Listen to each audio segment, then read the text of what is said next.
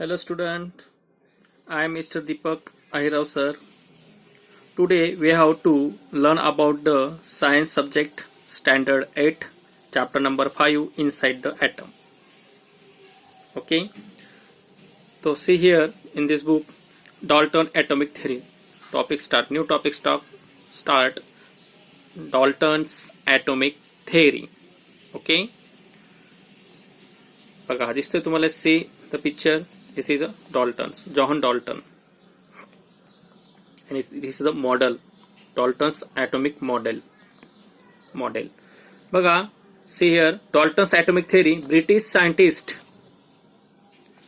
John Dalton put forth in the 1803 AD. म्हणजे 1813 मध्ये British scientist होता जॉन डॉल्टन, आणि त्याने एक थेरी मांडलेली आहे.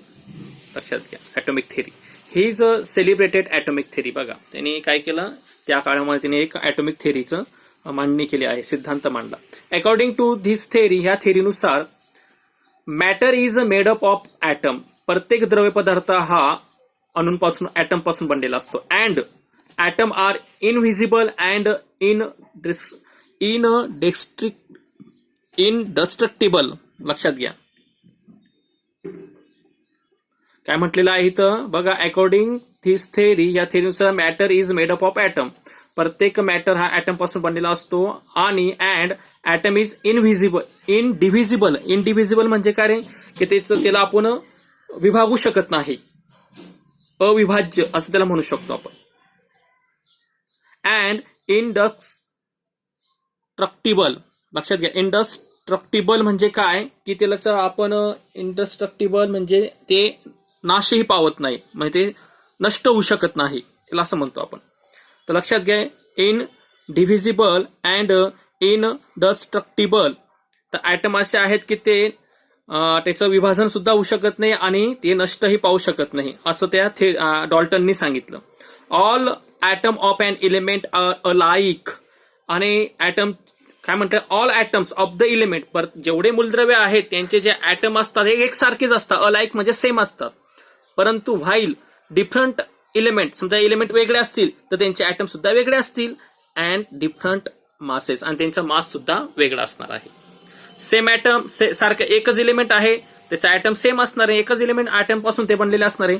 पण वेगवेगळे एलिमेंट घेतले तर त्यांचे वेगवेगळे ॲटम्स असतील आणि प्रत्येक एलिमेंटचे वेगवेगळे मास सुद्धा असणार आहे.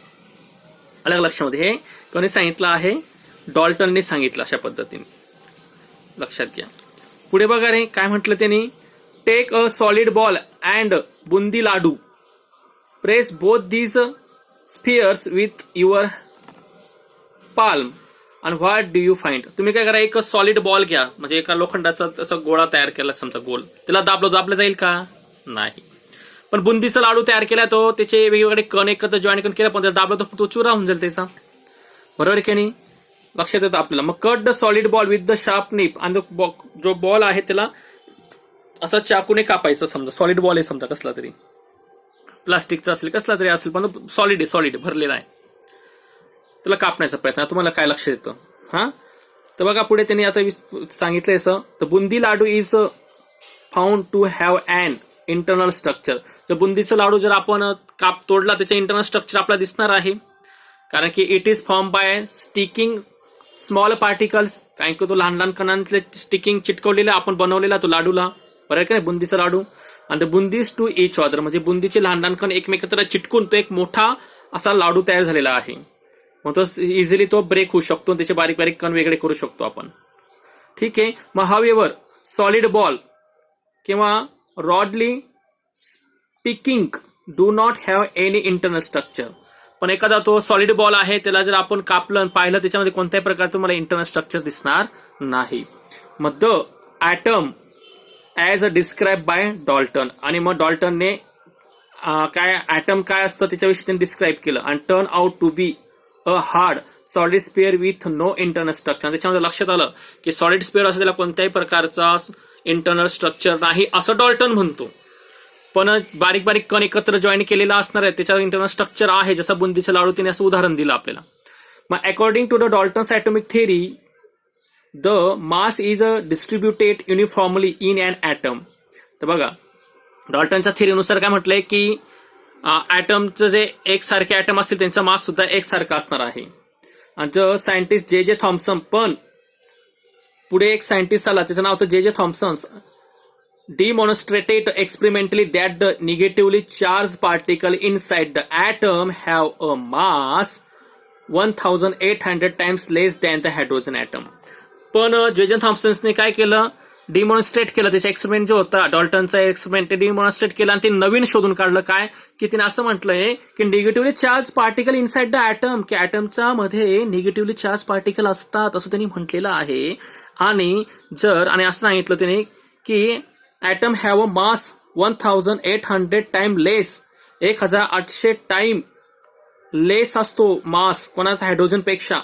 जो त्यांनी सांगितलं की जे ॲटम असतात आणि ॲटमचा जो मास असतो तो हायड्रोजनमध्ये कम्पेअर केला तर हायड्रोजनपेक्षा एक म्हणजे हायड्रोजनचा ॲटम जो आहे तो कसा आहे 1800 टाइम त्याचं मास जो आहे वस्तुमान ते कमी आहे. Later these particle were name and electron. आणि हे जे त्याने काय नाव दिलं त्याला इलेक्ट्रॉन. म्हणजे जे काय त्यांनी सांगितलं की प्रत्येक ॲटमचा मध्ये निगेटिव्ह चार्ज पार्टिकल असतात त्याला त्यांनी इलेक्ट्रॉन हे नाव दिलेलं आहे, हे लक्षात घ्या. आणि common substance are usually electrically neutral. आणि काय म्हटलं आहे, common substances are usually electrically neutral. असे काही कॉमन पदार्थ असतात की ते इलेक्ट्रिकली न्यूट्रल आहे. Obviously the molecule of substance and atom which combine chemically to form molecule are electrically neutral. काय म्हणते की ऑब्विसली मॉलिक्यूल ऑफ सबस्टन्सेस, काही पदार्थांचे जे मॉलिक्यूल आहेत आणि त्यांचे जे ॲटम आहेत विच कंबाईन केमिकल, ते कंबाईन केमिकली ते रासायनिकदृष्ट्या ते एकमेकांमध्ये कंबाईन होऊ शकतात आणि टू फॉर्म अ मॉलिक्यूल, त्याच्यापासून एक नवीन मॉलिक्यूल तयार होऊ शकतात आणि ते इलेक्ट्रिकली न्यूट्रल असतात असं जे जे थॉम्सनने सांगितलं.